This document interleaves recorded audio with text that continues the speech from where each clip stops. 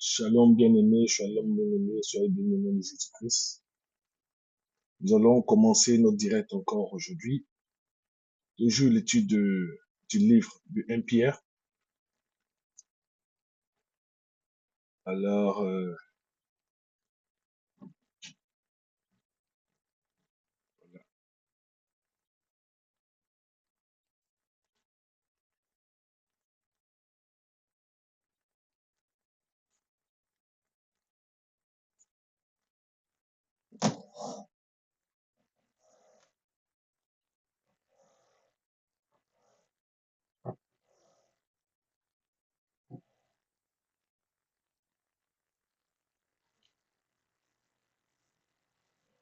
on va bientôt commencer.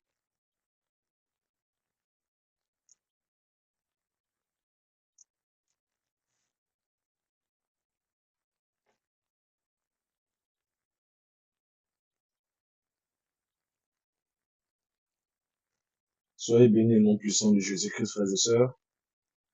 Pour ceux-là qui sont très épuisés, quand vous écoutez cette vidéo, quand vous la suivez, bon, je vous conseillerais de la télécharger et de la suivre, et même de la convertir en MP4. Cela va vous aider, cela va aider beaucoup de personnes aussi également. Je fais descendre, s'il te plaît.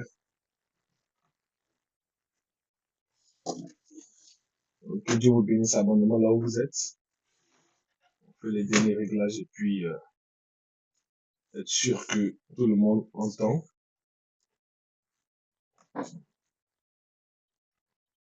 Et voilà.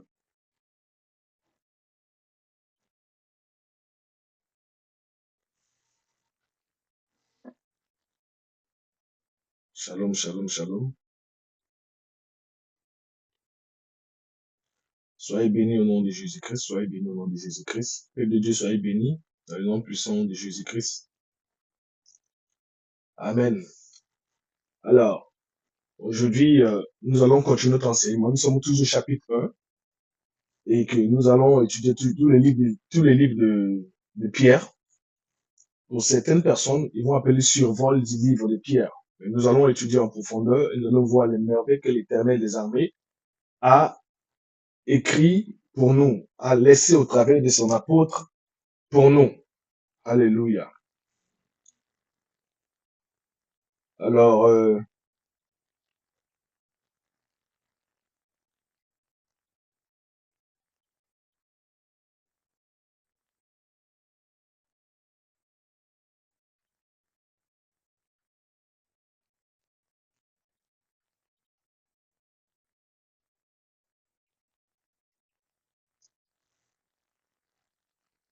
nous allons voir quelques réglages, s'il te plaît. Je vais vérifier si le son est bon.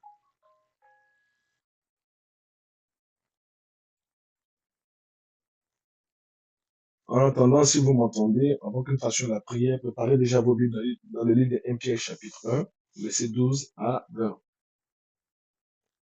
On vérifie si le son est bon.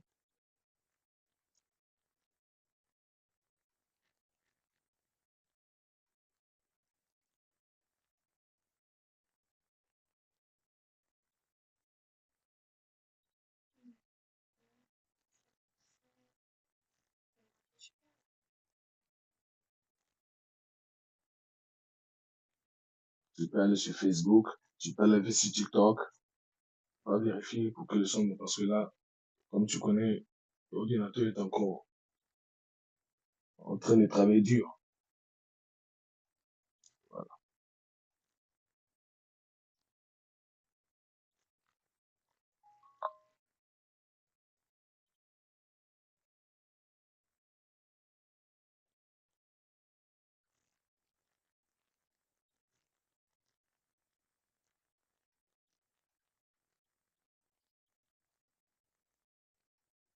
En train de travailler dur.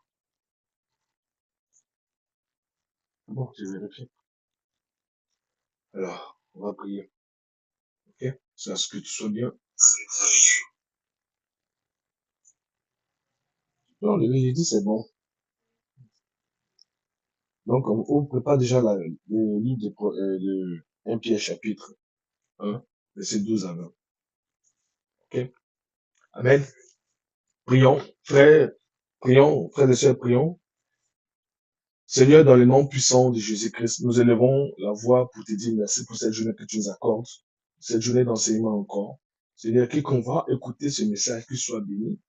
Seigneur, que les révélations lui soient accordées, que son esprit puisse s'ouvrir. À nous aussi qui enseignons, donne encore plus de révélations pour que le peuple, Seigneur, puisse être touché. Père, non pas seulement pour cette année, non pas seulement pour les années de 2 ans, de 3 ans, les années à venir encore, Seigneur, la génération future qui va trouver toutes ces vidéos sur Internet. Seigneur, j'ai pris dans le nom de Jésus-Christ que tous ces serviteurs de Dieu qui font l'effort, qui fournissent l'effort, qui fournissent l'énergie, pas ta grâce, Seigneur, d'annoncer l'évangile, de prêcher la parole dans les rues et partout, Seigneur, que ton Esprit Saint les accompagne au nom de Jésus-Christ. Seigneur, protège-les, garde-les. Et que ce peuple-là qui écoute ce message se reconnaisse dans ce message-là, dans le nom puissant de Jésus-Christ. Amen. Donc, on va, comme vous le constatez toujours, j'ai mis toujours les versets, la partie de la Bible dans laquelle nous sommes en train d'étudier, parce que certaines personnes suivent les vidéos où ils n'ont pas de Bible à côté. Et donc, pour ne pas qu'ils disent que nous sommes en train d'inventer des choses, alors on met toujours les versets bibliques à côté.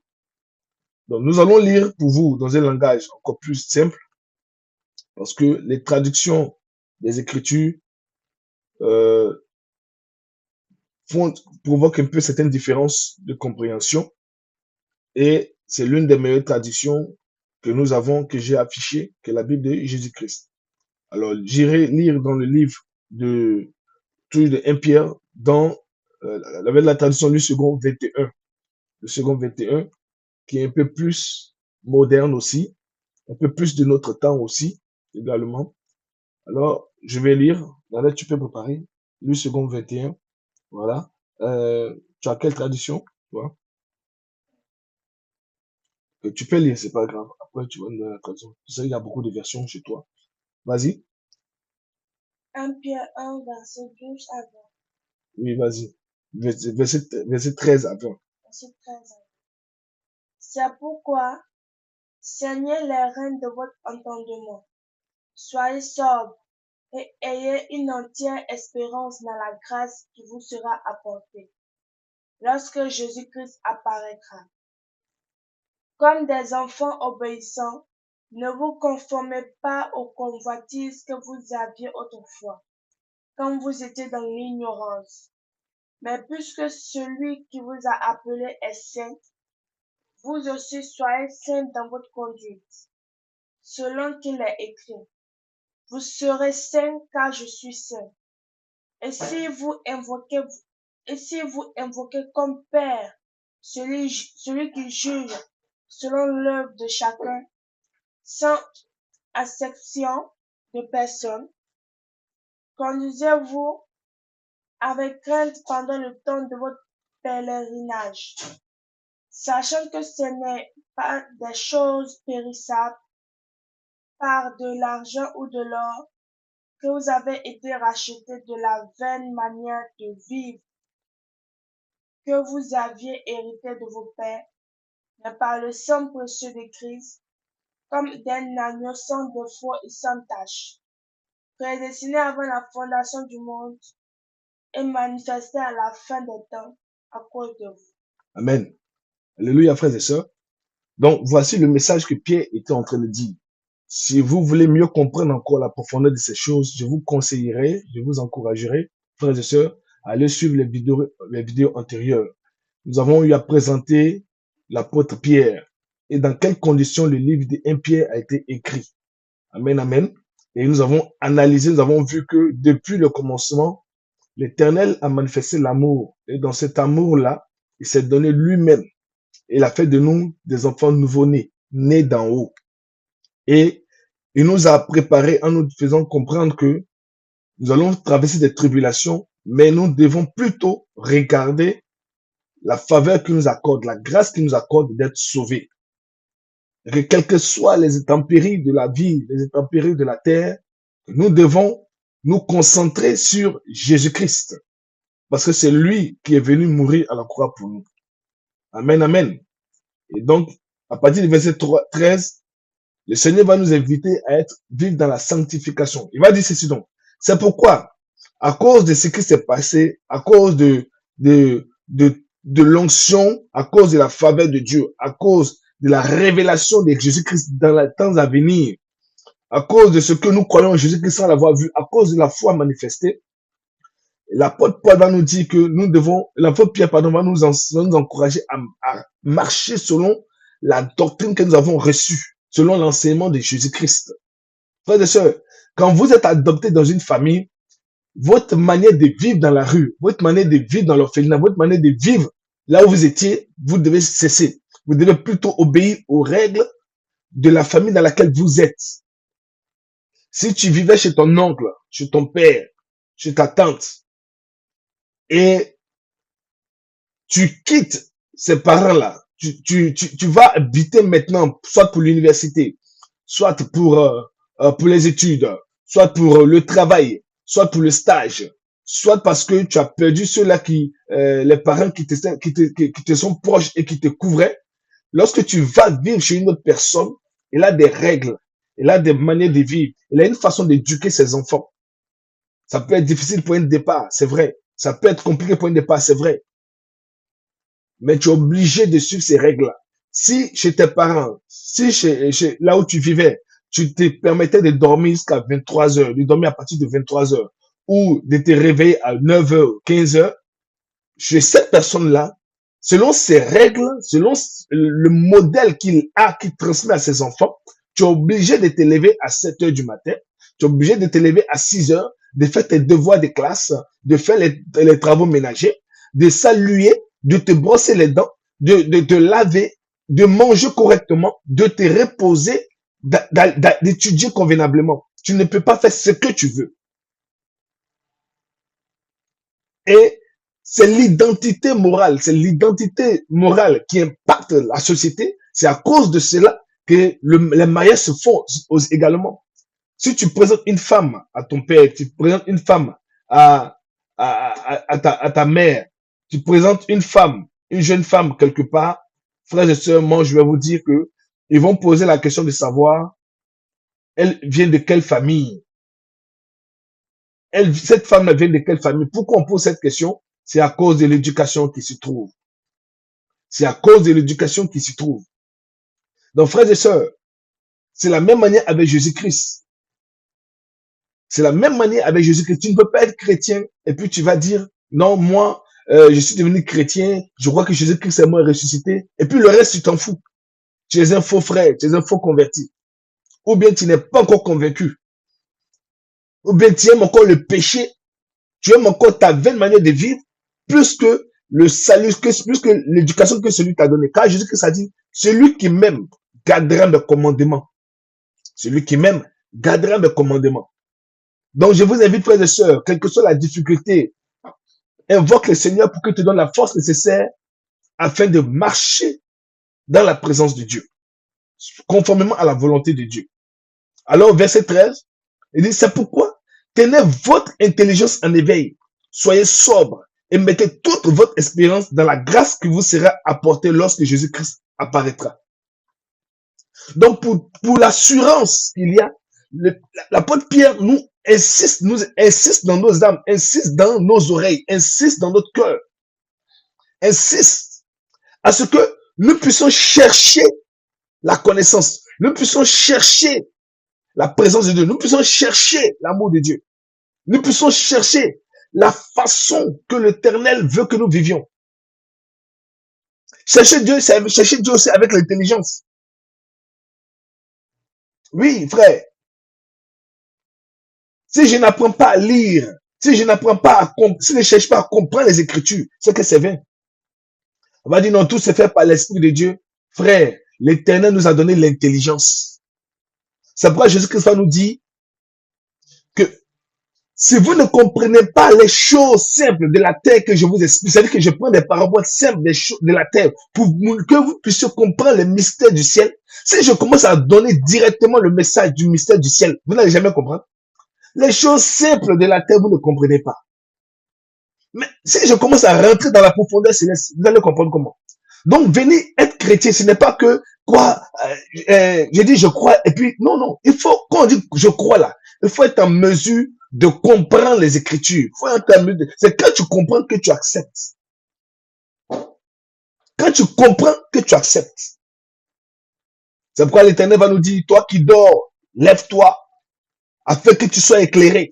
Toi qui dors, lève-toi, afin que tu sois éclairé. Frères et sœurs, pour que tu sois éclairé, il faut prendre le temps de lire. Il faut prendre le temps de méditer. Il faut prendre le temps de comprendre le plan de Dieu pour toi. Il faut prendre le temps de comprendre les Écritures. Il ne s'agit pas de se lever, aller à la prière, à la réunion de prière.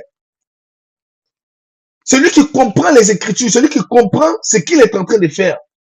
Quand tu lui dis, tu vas diriger la prière aujourd'hui, c'est facile pour lui. Parce que l'apprentissage sera facile. Mais celui qui ne comprend pas, il va beau apprendre, il ne va pas cerner, il ne saura pas comment faire. Le Seigneur est prêt à te donner la grâce, la faveur pour que tu avances. Le Seigneur est prêt pour cela. Mais toi, est-ce que tu es prêt? Donc, frère, ne soyez pas engourdis spirituellement. Ne soyez pas des gens qui sont faibles spirituellement. Ne soyez pas des personnes qui sont hypnotisées spirituellement. Ne soyez pas des personnes qui sont envoûtées spirituellement. Mais la Bible nous dit de mettre toute notre espérance dans la grâce parce que nous devons croire que Jésus-Christ viendra. Nous devons croire que Jésus-Christ va apparaître. Et les preuves sont irréfutables dans les Écritures. Si tu ne comprends pas ce que tu lis, comment est-ce que tu vas croire? Comment est-ce que tu vas enseigner? Comment est-ce que tu vas encourager? Si tu ne sais pas ce que l'Éternel t'a dit, tu ne comprends pas le message qui est derrière la prophétie de Dieu sur ta vie, comment est-ce que tu vas avancer? C'est pour cela, il y a beaucoup d'élèves, beaucoup de personnes. Je vais prendre un exemple. Un jeune vient et dit au pasteur, il dit, pasteur, Dieu m'a dit que j'ai eu mon bac, que j'ai eu mon brevet. Donc, je ne dois plus passer l'examen. Non. Le pasteur lui dit, va passer l'examen. Passe ton examen. Passe ton brevet. Passe ton bac. Il dit, non, moi, j'ai pas besoin de ça. Le Seigneur m'a dit que j'ai déjà eu. Oui, c'est une prophétie. Si tu n'as pas compris le message, c'est que c'est grave. Dieu est en train de rassurer que l'examen que tu vas faire, tu vas avoir. Mais tu n'as pas le papier. Tu n'as pas l'attestation d'admission. Il dit, je ne vais plus à l'école. Et plus tard, lorsque cet enfant va échouer, ils vont commencer, les parents vont commencer à dire que c'est le pasteur qui lui a dit ça, que c'est ce que l'église enseigne. Non, c'est pas ce que l'église enseigne, c'est ce que lui, il a compris. Mais c'est pas ce que la Bible enseigne. Non. Donc, ce sont des erreurs comme ça qui arrivent dans la vie. Il y a des hommes qui ne viennent jamais à la prière. Toujours assis chez eux en train de boire l'alcool, se saouler la gueule. Complètement. Lorsque tu les invites à la prière, ils diront, ah, ma femme va venir avec les enfants. Pasteur, je vous fais confiance. Lorsque la femme maintenant commence à refuser d'obéir à cet homme, de faire certaines choses qui ne sont pas convenables, selon elle, le monsieur viendra avec une machette dans l'église. Il viendra avec un fusil dans l'église. C'est le même monsieur qui est en train de dire, pasteur, depuis que ma femme prie chez vous, vraiment, il y a la paix chez moi. Vraiment, il y a l'entente chez moi. Mais lorsqu'il demande des choses infâmes à la femme et qu'elle refuse, il vient à l'église. Il vient dans l'assemblée en train d'attaquer le pasteur et les membres de l'église. C'est lui qui va dire dans toute la rue, dans tout le quartier, depuis que ma femme a commencé à prier dans cette église-là, elle a commencé à devenir impolie. Elle ne me respecte plus.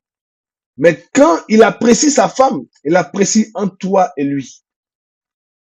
Quand tu lui demandes qu'est-ce que ta femme a fait pour que tu puisses avoir l'audace de venir jusqu'à dans l'église, dans le temple, au milieu des saints, pour menacer, il va te dire que pourquoi ma femme vient la veiller. Je lui ai dit de ne pas venir. Elle n'est pas venue à la veillée, mais elle est restée à la maison en train de prier.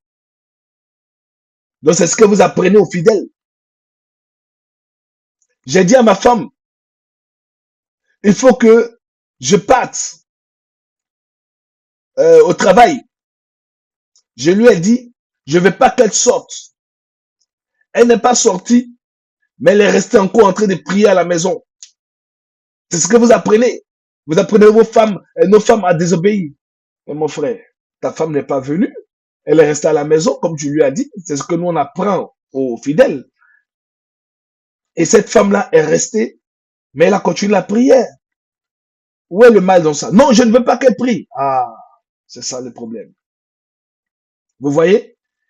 Donc, lorsque les gens ne comprennent pas les Écritures, ne comprennent pas le travail fourni par l'Église, ce que nous enseignons, ce que la Bible enseigne, ce que le Seigneur Jésus-Christ enseigne, ils vont nous attaquer de part et d'autre pour des futilités. Ils vont accuser l'Église, ils vont accuser les frères, ils vont accuser les pasteurs.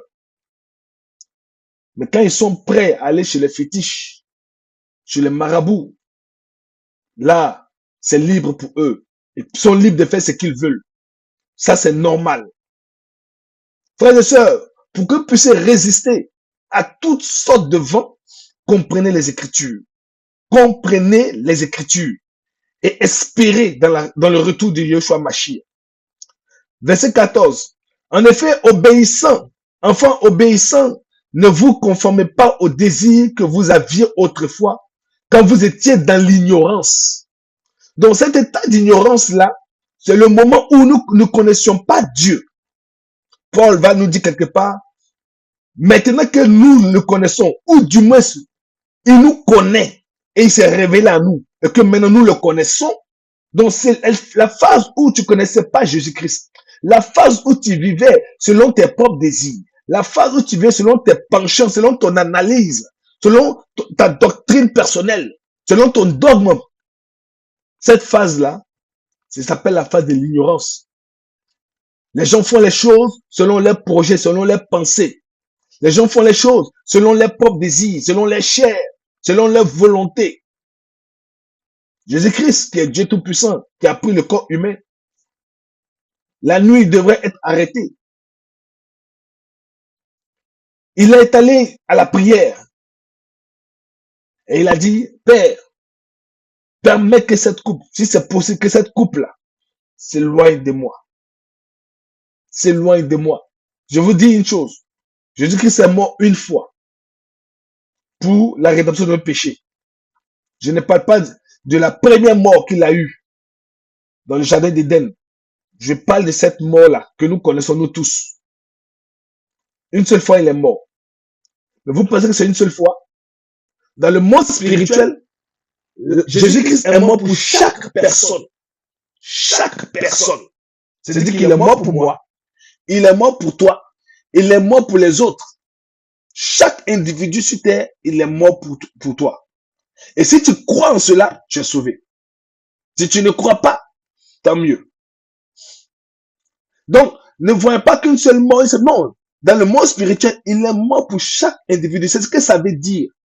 C'est pour ça que la Bible dit que quand vous péchez, quand nous péchons, quand quelqu'un pêche, et les chrétiens qui pêchent, il est en train encore de crucifier Jésus-Christ. Il est en train de crucifier encore de nouveau, encore une fois de plus, Jésus-Christ. Donc, si moi je me retourne dans le péché, je suis encore en train de crucifier Jésus-Christ. Frère, c'est ça. Donc, imaginez combien de fois le Christ est mort dans le monde spirituel. Et la Bible dit que son sang continue à couler. Pourquoi le sang continue à couler? Parce que le sang doit continuer à couler pour couvrir, pour effacer, pour pardonner nos iniquités. Lorsque nous crions, nous revenons à lui, demandons pardon. Parce qu'il nous connaît. Parce que nous ne savons que nous avons un Dieu. Parce que nous ne sommes pas ignorants. Nous savons que nous avons un Père qui existe. Le Père des miséricordes, le Père des grâces et des faveurs. Il est présent pour nous pardonner nos iniquités. Nous savons que nous avons un Père qui est capable de laver nos pieds pour que nous puissions avoir accès au paradis parce que nous avons déjà été baptisés. Alors, le sang de Christ est là pour nous sanctifier, pour nous purifier. Et c'est ce que la Bible a dit dans les versets plus hauts. que nous avons été sanctifiés par Jésus-Christ. Nous avons été rachetés par Jésus-Christ, par le sang de l'agneau. Nous avons été transformés par le sang de l'agneau. Nous avons été métamorphosés par le sang de l'agneau. C'est la nouvelle naissance, la naissance d'en haut. Cette naissance qu'on dit la naissance d'en haut, ça veut tout simplement dire que nous sommes nés de l'Éternel des armées. Nous sommes nés de l'Éternel des armées. Alléluia. Verset 14. Un enfant obéissant, ne vous conformez pas au désir que vous aviez autrefois quand vous étiez dans l'ignorance. Au contraire, puisque celui qui vous a appelé est saint, vous aussi soyez saint dans toute votre conduite. Dans toute votre conduite. En effet, il est écrit, vous serez saints, car moi, je suis saint. Frère, c'est comme ça.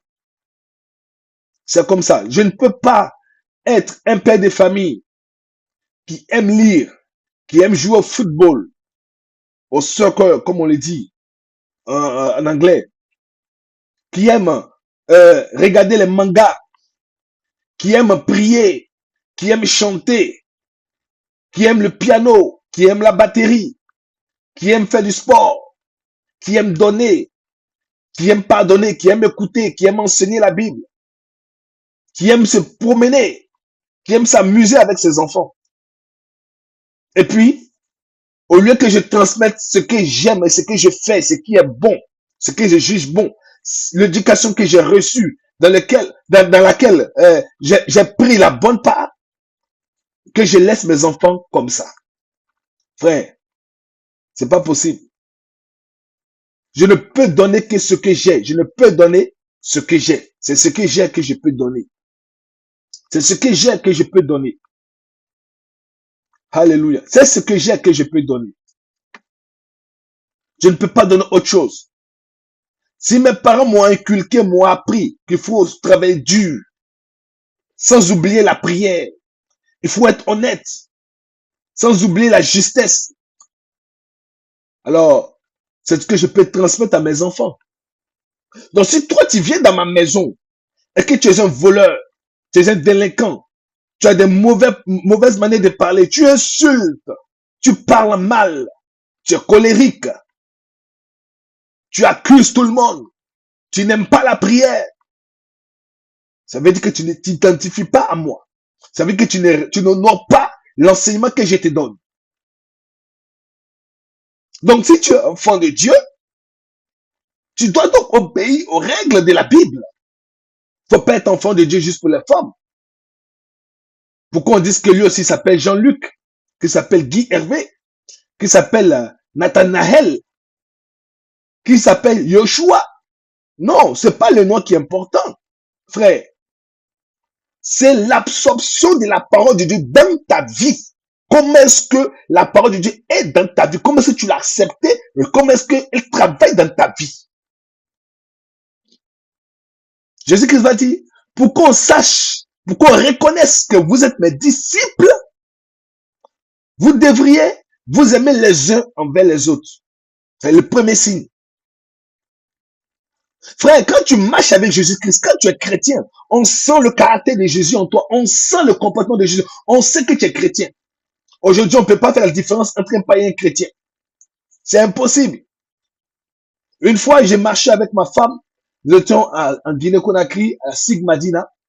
On a vu une jeune dame qui marchait devant nous.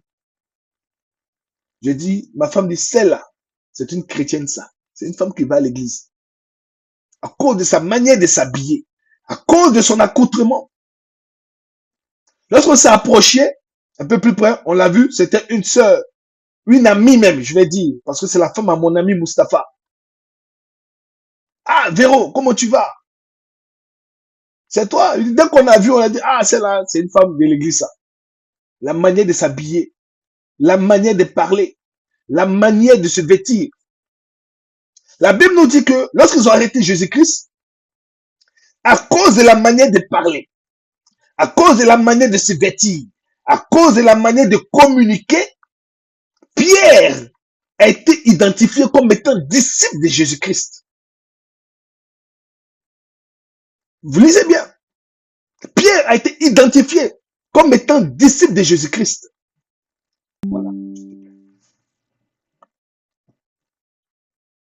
Dépêche-toi, s'il te plaît.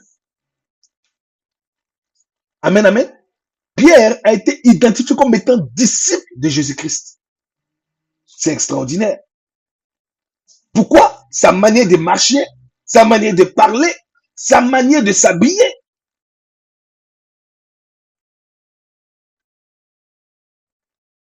Faites-vous belle, mesdames. Mais quand vous faites belle, faites attention. La Bible dit que je n'ai rien à voir avec les choses de ce monde. Cela ne veut pas dire qu'on ne va pas vivre dans ce monde. Hein. Mais il y a des attitudes, des comportements qui sont désagréables, que l'humanité aime, que Dieu ne peut pas accepter. Quand tu prêches, on dit non, donc il faut sortir du monde. Le téléphone que tu prends là, c'est pour qui? C'est pas les païens qui ont fait? Ah bon, hein?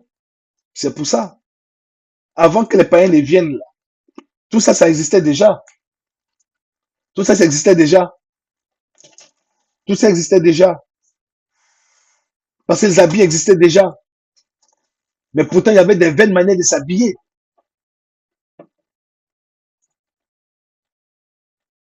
La nourriture existait déjà. Mais il y a une façon de manger. Quand tu manges, c'est un péché. La Bible dit que Dieu a incité beaucoup de péchés. Il dit que la gloutonnerie, donc les gens qui mangent à l'extrême sur la table.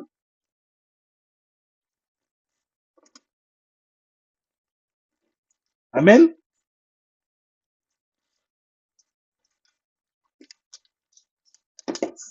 Voilà.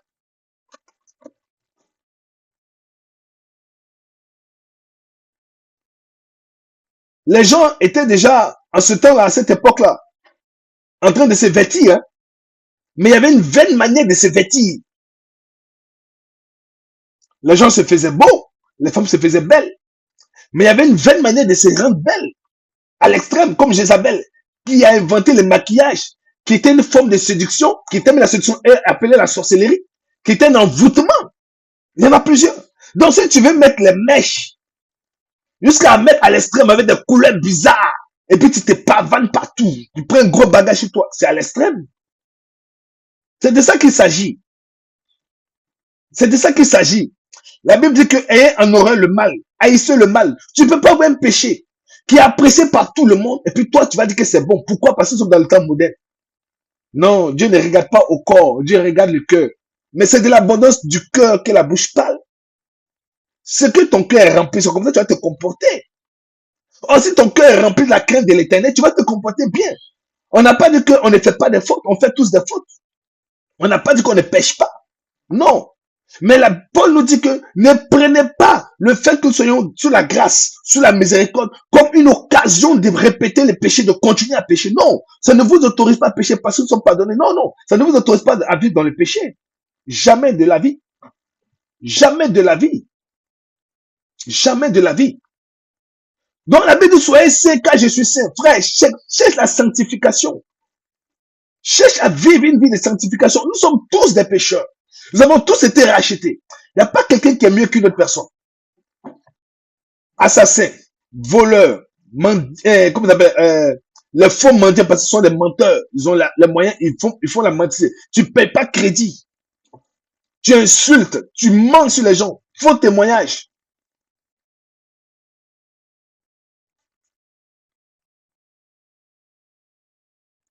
Mauvaise manière de réfléchir. Paresseux. Entre toi et puis le féticheur, il n'y a pas de différence. Péché, c'est péché. Entre une femme qui avorte et les gens qui partent entre eux, selon la Bible dit que garçon, garçon, femme, femme, les pédophiles, tout ça, tous sont pécheurs. Nous sommes tous des pécheurs. Il n'y a pas un qui est mieux que l'autre. Mais la miséricorde de Dieu permet que nous puissions vivre ensemble. Nous pardonner les uns les autres. Donc toi, c'est pas parce que toi tu mens que tu vas penser que ton péché est plus petit que celui-là qui va chez le féticheur. Toi, tu vas chez le féticheur, à côté, tu dis, soi-disant pour te protéger, ne pense pas que ton péché est plus petit que celle qui a fait l'avortement. Toi qui as fait l'avortement parce que tu étais jeune, ne pense pas que ton péché est plus petit que celui qui commet l'adultère. Toi qui commets l'adultère, ne pense pas que ton péché est plus petit que celui qui est pédophile. Jamais. Jamais de la vie. Péché, c'est mauvais, c'est mauvais. N'encouragez rien, n'appréciez rien. C'est ce que la Bible dit. Ne trouvez pas de moyens Qu'une personne se saoule la gueule, il se saoule la gueule, il va faire l'accident, et puis dit non, c'est normal. Dieu a dit de boire. Non, ne trouvez pas ça comme, non, jamais. N'encouragez pas le péché. Jésus-Christ dit que je n'aime pas le péché, mais le péché, je l'aime. Donc, toi, Dieu t'aime. Moi, Dieu m'aime. Toi aussi, Dieu t'aime, frères et sœurs. Dieu vous aime. Mais il nous dit, va et ne pêche plus. Va et ne pêche plus. Et si tu as commis une faute quelconque, le Seigneur est encore là. Il t'aime toujours. Il t'aime toujours. Il t'aime toujours. Il va te laver les pieds. Il t'aime toujours. Son sang continue à couler. Mais il dit, fuyez le péché. Fuyez le péché. Il n'a pas dit de réciter. Fuyez. Il faut fuir. Donc, cherche la sanctification là. Chercher la sanctification, c'est de faire tout pour éviter de commettre l'acte. C'est de faire tout pour enlever cette pensée-là dans ta tête et que ça ne descende pas dans ton cœur. C'est de faire tout pour éviter que tu puisses désirer des choses qui ne sont pas à toi, d'envier les gens, de calomnier. Faire tout. Faire tout, ça veut dire quoi? Éviter de marcher avec des gens qui calomnient.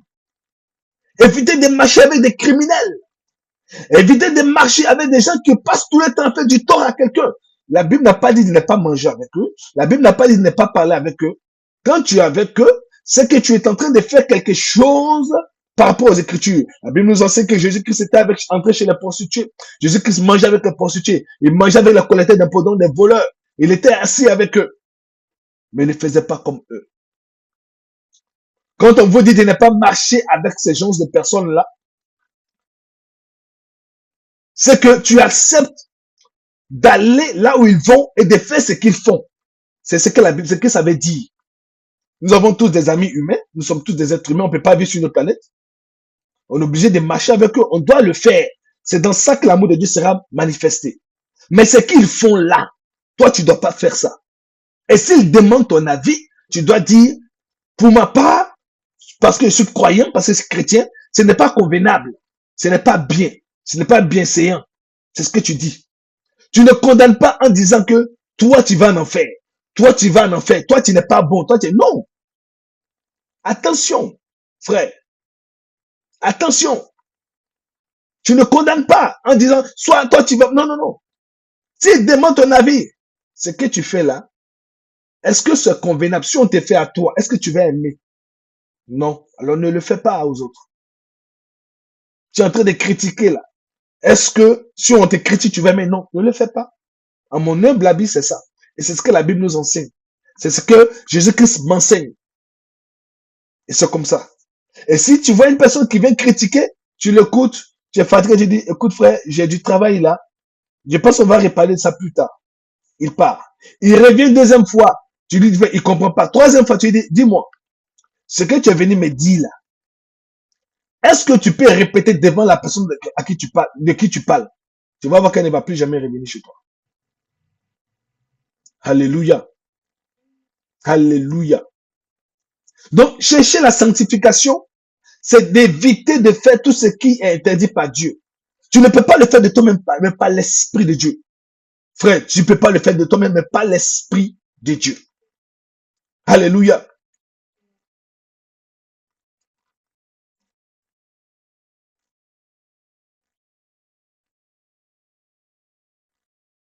Verset 15, verset 16, on a lu tout cela. Verset 17. Nous allons, frères et sœurs, selon le temps, continuer l'enseignement le samedi prochain. Nous avons étudié du verset 13 au verset 16. Donc, le samedi prochain, frères et sœurs, nous allons continuer au verset 17 au verset 20. Par la grâce de Dieu. Donc, pour la journée d'aujourd'hui, je vous encourage, frères, à accepter le Seigneur Jésus-Christ, à continuer la marche. Ce n'est pas facile. Tu es dans une famille de féticheurs, de marabouts, et eux, chaque année, doivent aller adorer. Et on te dit, viens adorer. Tu n'es pas ce général ce n'est pas Naaman qui a demandé la permission au prophète en disant, quand le roi rentre pour adorer notre ancienne divinité ou notre divinité de notre pays, il s'appuie sur moi. Lorsque Naaman le lépreux a été guéri, il s'est converti. Il a dit au prophète, permets-moi, parce que quand le roi entre pour adorer la divinité du pays, il s'appuie sur moi. Ça veut dire que je suis obligé de pas mon travail, de ma fonction, de rester là avec lui. Ce n'est pas que j'adore cette divinité-là, mais je suis obligé par ma fonction, par mon travail. Je suis obligé. Mais lorsque tu as la possibilité de refuser, refuse. Et si tu peux refuser, refuse. Sans crainte. Parce que c'est une question de divinité. Frère, que le Seigneur donne l'intelligence, la sagesse pour comprendre les Écritures. Je vous encourage à vivre une vie de sanctification. Ne pointez pas du doigt les frères et les sœurs, les uns et les autres, qui ne sont pas chrétiens, ou même les frères qui font des fautes, qui tombent dans le péché. S'ils viennent te voir, encourage-le à la prière, à la repentance. Dans le livre de Jacques, la Bible dit que si un frère a péché, c'est-à-dire qu'il est devenu rétrograde, il a même abandonné la foi. Qu'un autre frère retourne vers lui le chercher. Parce que l'amour couvre beaucoup de péchés.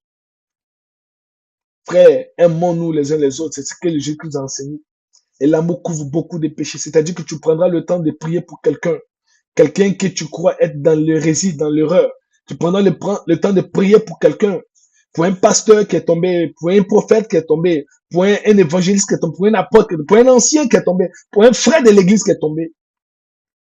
Tu prendras le temps de prier pour les membres de ta famille qui ne sont pas encore convertis. Tu prendras le temps de prier pour ta nation, pour le pays dans lequel tu vis. Que le Seigneur vous bénisse, frères et sœurs, là où vous êtes. Si cette vidéo est longue à télécharger, est longue à suivre à cause des datas, je vous prie, frère, téléchargez, convertissez MP3, MP4 et donnez cet enseignement toujours aux uns aux autres. Soyez bénis au nom de Jésus-Christ. Que l'Éternel bénisse votre maison. Que l'Éternel bénisse vos familles. Que l'Éternel bénisse vos activités, les fruits de vos mains et les œuvres de vos mains. Que l'Éternel bénisse vos entrailles. Que l'Éternel bénisse au nom de Jésus-Christ vos activités. Que la main de Dieu vous accompagne. Que l'intention de Dieu vous soit accordée. Que l'Esprit de Dieu agisse en vous, dans vos assemblées, dans vos ministères, dans le nom de Jésus-Christ. Que l'Éternel, dans le nom de Jésus-Christ, vous couvre de sa bienveillance. Et que tout esprit impur, tout esprit satanique et démoniaque qui s'oppose à ton élévation, à la compréhension des Écritures, tout esprit babylonien, tout esprit de Jézabel qui vient s'opposer à l'accomplissement de l'œuvre de Dieu dans ta vie, soit anéanti au nom de Jésus-Christ, soit recadré au nom de Jésus-Christ, soit chassé hors de ta vie, hors de ta structure au nom de Jésus-Christ. Que le feu de l'Éternel te couvre et te garde, que les anges de Dieu marchent près de toi, que l'onction de Dieu te localise dans le nom puissant de Jésus-Christ. Et partout où il y a la faiblesse dans ta vie, la faiblesse dans la santé, la faiblesse financière, la faiblesse spirituelle et morale, que l'Éternel touche cette partie-là et qu'elle revienne vie, elle reprenne vie au nom de Jésus-Christ. Que l'amour de Dieu vous accompagne abondamment, frères et sœurs. Soyez bénis, frères et sœurs. Samedi prochain, nous allons encore continuer toujours. Nous allons continuer du verset 17 au verset 20 au nom puissant de Jésus-Christ. Soyez bénis. Alléluia, alléluia. Amen. Donc là où tu es, sois béni frère, sois béni abondamment dans le nom de Jésus-Christ. Là où vous êtes, soyez bénis au nom de Jésus-Christ. Amen, amen.